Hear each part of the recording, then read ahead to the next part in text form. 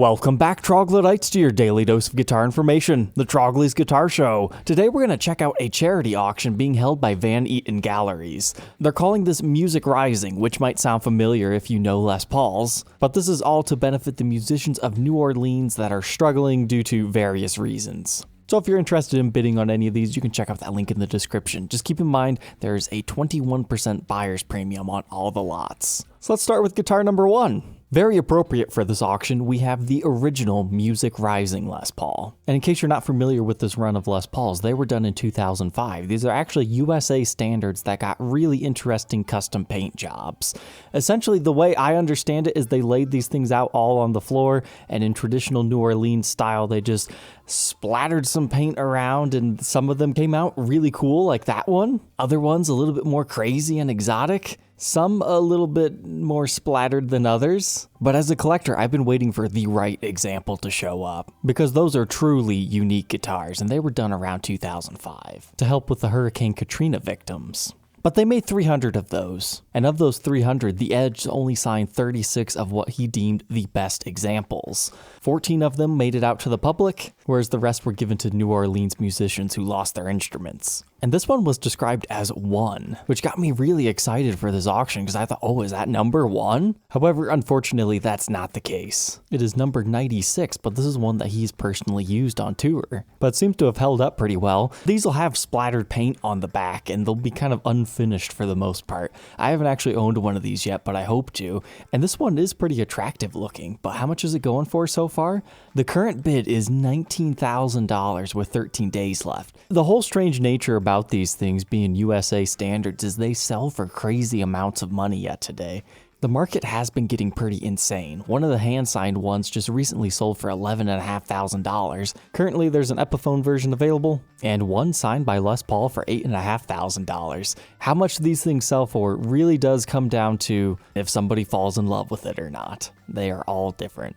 Because it wasn't that long ago, these were like pretty solid $3,000 to $5,000 guitars, but they have just been creeping up over the years.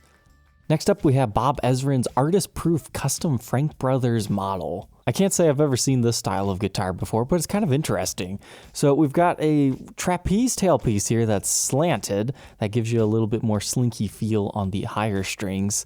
But you've got 2 humbuckers, and then a single coil. And then on down here, you've got what looks to be maybe a master volume, master tone with your 5-way selector switch. And the back looks pretty nice on a natural mahogany color. It's a little bit untraditional, but I would probably try this guitar. It looks pretty nice.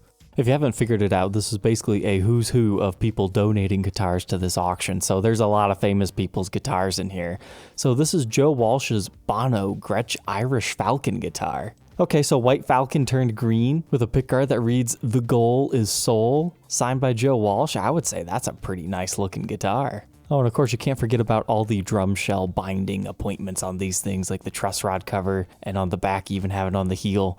We even have a nice little photo of him right there holding it. He looks quite happy. And now from the Eagle, Vince Gill's concert play Duesenberg. Duesenberg Bonnevile. What? I like that. It's very AC/DC-esque. Like they've got that whole double cutaway thing going on. They just need to get rid of that neck pickup to make it like that custom L6S that he used. Next up, an offering from Zach Brown, his personally played and signed Natural ES335. That's quite a nice looking example. Pretty nice flame top going on here. He signed it on the front. I kind of wish the artists would sign them on the back, just because if somebody buys this and they play it and they want to preserve the signature and they don't want to clear coat over top of it, that's right in the arm playing area for a lot of people. But most people who bid in these charity auctions, the guitars are just kind of a trophy. They're more of a display piece at that point. I can't quite read the serial number, but if we really zoom in here, then I'll be able to tell you. Here we've got an Epiphone Dot by the Kings of Leon Band. Steve Miller signed original hand-painted guitar. Let's check that thing out. That is an interesting Christmas tree guitar. It's all just hand-painted on the back, no decorations. So apparently the story behind this one is the guy who created this whole auction was trying to get donations from famous people. He asked for a significant guitar, but Steve in his video said he didn't want to give away his famous Stratocaster. So he went to the vault and picked out one of these things and just hand painted it himself right there. Because as I was telling you earlier, a lot of these just become wall hangers anyway, so he thought an original Steve Miller painted guitar. It's certainly unique and currently has a bid of $2,250. We'll have to see where that one goes. But this right here was the guitar I was the most excited for when somebody sent me a link to this auction. Because I read Lzzy Hale signed tour played prototype. Yes, I know this guitar. It's the White Explorer. These things are beautiful. And then I saw the headstock. Ah, darn. I was hoping this would be the Gibson version because I would have bid that like crazy. The prototype Lzzy Hale Explorer, that thing's so cool. But it's the Epiphone one, still cool. People will bid like crazy for a prototype Epiphone. She's definitely played it. It looks like there's a small ding right there. Currently, the minimum bid is $3,000 to get in the door. And Alice Cooper down here, he donated Big Bertha golf clubs. You know, after watching that little video there, that is kind of cool. So these have been with him for quite some time. He's used them playing golf with some significant people. I don't really know anything about golf clubs. I don't know if vintage ones sell for crazy money or not. I just know at garage sales you can pick up big sets for like $100. But this one, 2 weeks away, already a $2,000 bid. I could see that going for like 10 grand. And you have Julian Lennon's signed Martin and Company acoustic guitar there. Ooh, Alex Lifeson. Tour used Rush amp. Let's see what that's about. Looks like a Hughes and Kettner setup with a road case on each of them. Oh, that's a pretty interesting lot. Currently bid up to $2,000, and the model is a Triamp MK2 with the CC412B30 cabinet, half stack. Next up, we have some more stuff from U2. So we got Bono's Played 175. That's a pretty nice looking 175 in that all black finish. I like the mix match knobs that they've got going on here. The reflector style and the more bonnet style. Those pickups, they look custom to me. Like, don't they just seem like overly rounded? Looking at it from far away, I can't hardly even see these pole pieces on the neck, but they are there. It seems to be in pretty good shape overall. And they've got kind of an interesting decal along the side. And you can see it being used on stage right here. But whoa, that one has a starting price of $50,000. And now the edges, I still haven't found what I'm looking for. Custom Signature Stratocaster has $9,000 on it. I didn't even know that was a thing. Okay, so it appears it's just his own signature Stratocaster. It's not actually called that, but it's currently not in production. But alright, I guess it's not that old, manufactured in 2017. And he used it for a couple of years on tour to play that song, okay. Also in this auction, we've got Adam Clayton's tour played Fender P bass. That's already got $6,000 on it. Green Day Epiphone. Looks like it's signed by the members right there. Otherwise, pretty much brand new. But it's always cool to see an Ed O'Brien Stratocaster. These things are strange. You can check out the review and demo if you want to learn more about them. But they have a built-in sustainer system to it. And apparently this one was used by Ed on tour for a little bit. So that makes that one extra special. No wonder it already has a bid of $5,500. I could see that one going crazy because there's a lot of Radiohead fans out there. Ooh, and we got a Flea bass. Well, not an actual Flea bass, but Flea's jazz bass that the band signed. It looks like the Shell Pink. I know he's got a signature one that I never got to review and demo, but there's a lot of RHCP fans out there, so I can see that one going for a good amount for this charity as well. Already bid up to $3,000, but that's just the door on that. But this is another one that caught my attention. A Slash-signed Gibson Custom Shop Victoria Les Paul Gold Top. So that made me think this was some sort of a custom shop creation, because as far as I'm aware, there's not actually a custom shop gold top Slash model. And looking at this, you can tell, nah, this is not a custom shop. They've got that wrong in the description. This is one of the new Slash Collection Gibson USA standards.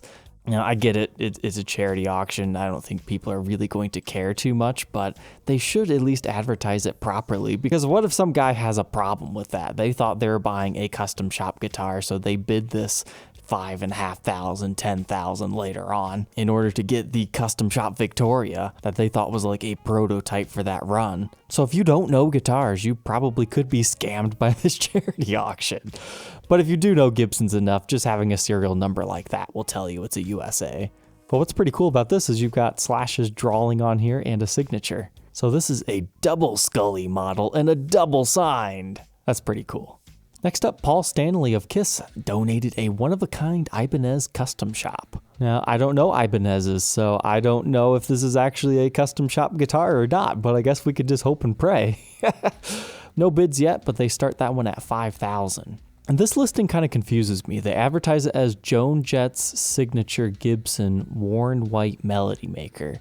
However, reading through this, I don't believe she donated it, because this is her signature guitar. You can check out the reviews and demos if you want, but it's not saying that she donated it or it was her own personal one. That's kind of confusing. I hope they do some clarifications on that. It just looks like somebody added some Black Hearts on here because, you know, her band, the Black Hearts. But other than that, these are pretty collectible guitars. Starting at $2,000, that's about right for just a regular one. Here we've got a Johnny Marr signature Jaguar. These things are pretty interesting, but they say he used this one in the studio for an album that has not been released yet. And this guy knows how to do it. He signs the back of the guitar. I could see, though, in this particular case, how if somebody's buying this for a display piece that they might want it on the front. And oh wow, Noel Gallagher donated something. They're calling this a Nash Telemaster. So that's not actual Fender brand, it's Nash guitars. I have reviewed one of those. It was a Stratocaster, except for it was from a questionable era. But Nash guitars, they are pretty nice, but this is just basically a Telecaster and a Jazzmaster kind of infused together. I've also done reviews of those within the Squire variation as well as the Fender branding. But this one was custom built just for him, and he used it a little bit. That's another one I could see going crazy. There's a lot of Oasis fans out there, as we learned with Noel Gallagher's signature acoustic guitar that was released this year. But by far, one of the craziest guitars of this auction is Chris Martin's tour-played custom-painted Fender Telecaster Deluxe. I've got to say, from farther away, it looked pretty cool, but the closer you get, it's just kind of like a punk graffiti style going on. From far away, I can't tell if that's a clear plastic pickguard or if the pickguard was just painted over. I mean, judging by how the electronics are done, I think we can assume that was a regular pickguard that was then painted over, but it's got kind of an interesting vibe the way that you can still see there's a pickguard there. You've got all those cool designs on the neck. And ooh, I'm not much for the graffiti design, but the back, I like that color scheme. That looks pretty cool. I especially like how he blacked out this area. It just kind of looks like a giant hole. Kind of an interesting McCartney bass. All right, that one's pretty cool with the way he played it and told a brief bit of its history. He's owned it for quite some time. Holy cow. Paul McCartney, man, he draws in those buyers $20,000. Do you think that one will hit like $250,000 just because it was his? That'd be interesting. We've got 2 weeks to go. Here we go, Dave Grohl. Looks to me like he bought one of the new 70s style Explorers to donate to this. I don't normally associate Dave Grohl with Explorers. It would have been cool if we could have got one of his signature ones, but right now they're not making them, so I imagine he doesn't want to sell his because then he would have to buy his own signature guitar from somebody on Reverb for crazy prices. But these are about, I think, what, $2,200 brand new, so that should at least bring in $8,000. Currently at $3,250. Now, Lenny Kravitz has a custom shop Flying V. That's one of the mahogany-bodied ones. He was saying he played it on his last tour around the world. Now, Kravitz, he's actually known for playing the Flying V quite a bit. He actually has a signature Flying V that I'm really happy I just found one of those, so we'll see a review and demo of that whenever it gets here, and maybe a couple weeks after that. But that's a really generous donation. Those things are not cheap. I think brand new they were $6,500 before they made them out of Carina. Now they're $10,000 plus. But that one's doing well even now at $8,500. And hey, Tom Morello, signature Soul Power. This is another one of those ones where I'm confused if he actually owned it or not. Okay, he must have because it says he signed it. Oh, nice. He wrote Soul Power on it. That's pretty cool. You don't have to use the decal that these things came with. If you're confused what I'm talking about, check out the review and demo. But these came with like a decal that you could put it on to make it look like his original. Now that doesn't look so much like his original, but hey, Tom Morello signed that on it. Currently at $3,000, but yeah, that'll go for way more. Now here's the first broken guitar of the auction. Wow. $37,500. For an Eddie Vedder smashed Telecaster that appears to maybe have been repaired. It's got the Chicago Cubs logo right there. It still has the goofy wonky tuner that got damaged. Oh man, that would straight up cracked in half. was going to say, from the front, it didn't look too bad, but that's because the pickguard hides everything. That certainly has quite the interesting story behind it there. Pretty cool. And he also gave us a tenor ukulele in this auction. And there's a couple of other posters and stuff, but I'm not really interested in talking about those. So, Troglodytes, I hope you enjoyed checking out these new auction guitars. What are my top 3 that I would be interested in? Obviously, the Music Rising Les Paul. I think the Irish Falcon's just a really cool guitar. Alice Cooper's golf clubs, just to say I have them. And maybe Lenny Kravitz's Flying V. Alright, Troglodytes, thank you for tuning in today. Don't forget to like, comment, and subscribe, and we will catch you tomorrow on the next episode. Take care.